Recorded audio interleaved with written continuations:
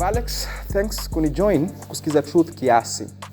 Last week I hit the streets and I was asking people one question. What is your take on being a second wife?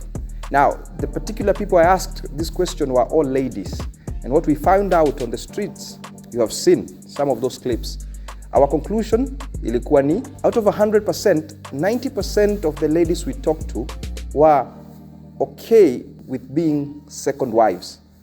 10% of those who are not okay being second wives, we found out 50% of that 10% were okay if somebody else was a second wife, but not them. So that brought me to the place where I had to answer the question, as a believer, should you agree to be a second wife or should you take a second wife? And I think for me to answer that well, we have to consider what Jesus said in Matthew chapter 19. When he was confronted by the religious leaders of his day on the issue of whether it was lawful for a man to divorce his wife. The way Jesus responds, he gives us an answer that I think is also applicable to this question concerning whether one can be a second wife or one can take a second wife and still be a believer.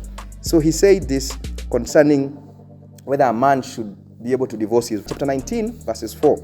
Haven't you read? He replied, that at the beginning, the Creator made them male and female, and said, for this reason, a man will leave his father and mother and be united to his wife, and the two will become one flesh. So they are no longer two, but one flesh. Therefore, what God has joined together, let no one separate. So for Jesus, the answer lies in what God intended for marriage in the beginning.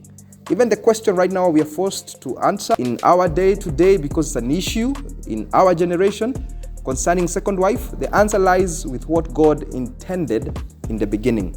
In the beginning, we are told here that God intended for a man to leave his father and mother and to be joined with his wife, not wives. And then the two would become one, not three becoming one. That's the answer. The two becoming one, not three. And it is one man, one wife. So in our generation, I think this message needs once again to be repreached, needs to be shared again and again to remind the young people, to remind this generation that if they are believers, if they are followers of Christ, for them it is already set, because Christ didn't just come to save people from their sins. He didn't just come to offer salvation. He also came to restore the ideal of God. Even though before he returns, that ideal may not be fully realized, but it is the goal of the believers, it's the goal of the church to set in motion that which Jesus intended, and that is reestablishing the ideal of God. So the ideal of God for marriage is one man, one wife. That's the truth. Tusi treat marriage kama trolly ya supermarket, ati kama haijajaa ikai poa.